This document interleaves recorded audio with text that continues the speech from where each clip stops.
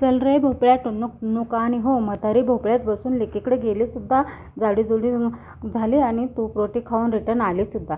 पण हे शक्य आहे का हो? नाही ना, हे फक्त पुस्तकातच ऐकायला छान वाटतं. बालपणी नेहमीच आपण ऐकत आलो. हो, पण आपण भोपळ्यात तर बसून जाऊ शकत नाही, पण लेकीसाठी भोपळ्याची भाजी नक्की बनवू शकतो ना.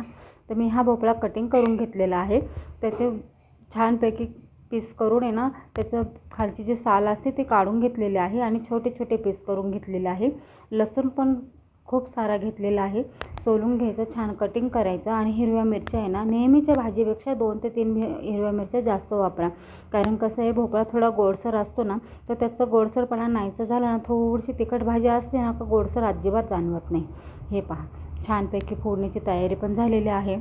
जिरे मोहरी छान तडतडले की त्याच्यामध्ये लसूण आपण ॲड करणार आहोत. हे पहा, लसूणचा कलरसुद्धा काय भन्नाट झालेला आहे.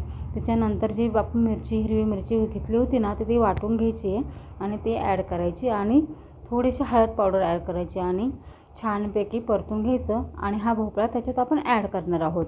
हे पहा, चवीनुसार मीठसुद्धा त्याच्यावर ॲड करायचं. मीठ अजिबात विसरायचं नाही बरं का, नाही तर मग काय आळणीच भाजी केली असे घरातले सगळे बोलणार ना हो. त्यासाठी हे पहा, छान झाकण ठेवलं कमी गॅसवर.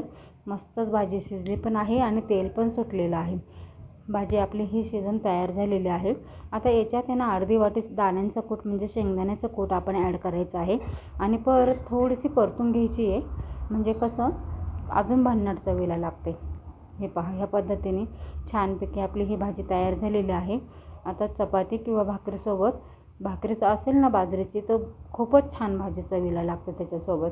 हे पहा, भाजी तयार आहे. वरून आहे ना कोथिंबीर ॲड करायची आणि छान टिफिनला द्या तुम्ही मुलांच्या, किंवा नवरोबाच्या टिफिनला द्या, किंवा घरी पण छान. हे पहा, मस्तच भाजी चवीला तर खूप भन्नाट लागते. असे छोट्या छोट्या रेसिपी पाहण्यासाठी चॅनलला नक्की फॉलो आणि लाईक शेअर कमेंट करायला अजिबात विसरू नका.